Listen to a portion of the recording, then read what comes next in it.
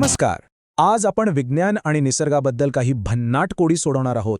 तयार आहात मग आपल्या बुद्धीला थोडी चालना द्यायला? चला बघूया. ओके, चला तर मग बघूया बुद्धी किती तेज चालते. ठीक आहे, आपली पहिली फेरी आहे लहान मोठ्या प्राण्यांबद्दल. आपण जाऊया प्राण्यांच्या एका अद्भुत दुनियेत. आता मी काही क्लूज देणार आहे, जरा नीट ऐका आणि विचार करा की या कोड्याचं उत्तर काय असू शकतं. मी वळणावळणाची वाट ठरतो, पाय नाही तरी पण वेगात धावतो, कपडे बदलून सारे रान फिरतो, कान नसतील तरी मी चाहूल घेतो, आणि जेव्हा मी मान उंचावून बघतो तेव्हा सर्वजण जीव वाचवण्यासाठी धावतात. इंटरेस्टिंग आहे. वळणावळणाची वाट, पाय नसतानाही वेग, आणि त्याला बघून सगळे घाबरतात. कोण असेल बरं हा प्राणी? ओळखा पाहू, मी आहे कोण? थोडा वेळ घ्या, विचार करा. उत्तर अगदी सोपं आहे.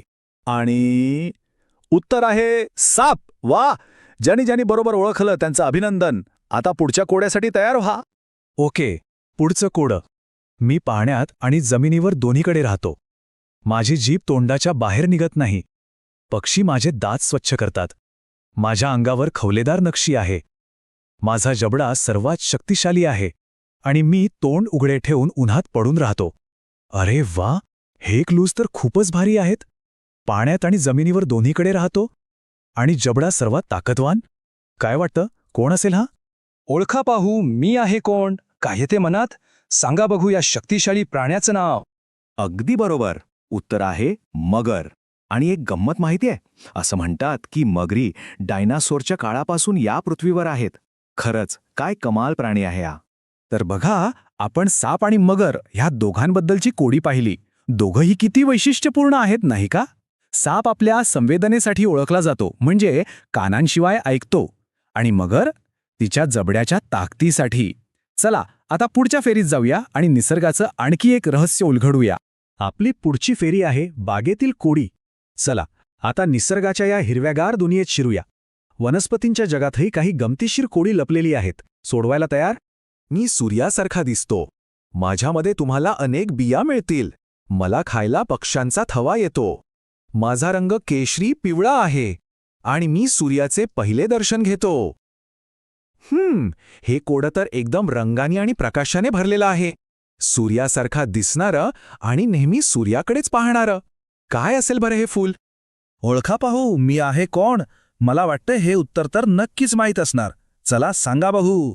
एकदम बरोबर, उत्तर आहे सूर्यफूल. आणि हे तर सगळ्यांनाच माहीत असेल की सूर्यफूल फक्त दिसायलाच सुंदर नाही, तर त्याच्या बियांपासून तेल सुद्धा काढलं जातं.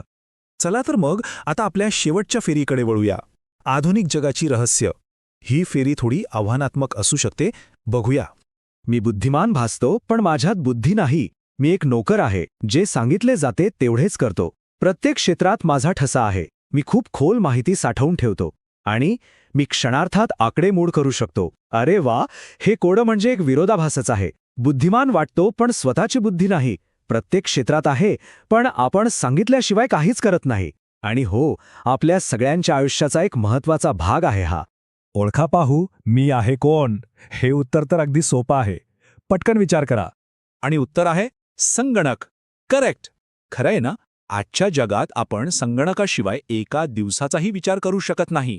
तर कशी वाटली ही सगळी कोडी? काय झालाय आपला स्कोअर? मजा आली असेल अशी आशा आहे. एकूण 4 कोडी होती. किती उत्तरं बरोबर आली? 4 पैकी किती स्कोअर झाला हे नक्की तपासून बघा.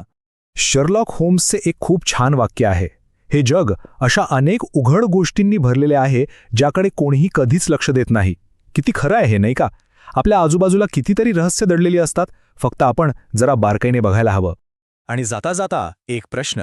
आपल्या आजूबाजूच्या जगात असं कोणतं कोडं आहे ज्याचं उत्तर शोधायला आवडेल? विचार करा. आणि हो, नेहमी असं काहीतरी नवीन शोधत राहा, शिकत राहा, आणि आपली उत्सुकता कायम ठेवा. भेटूया पुढच्या वेळी.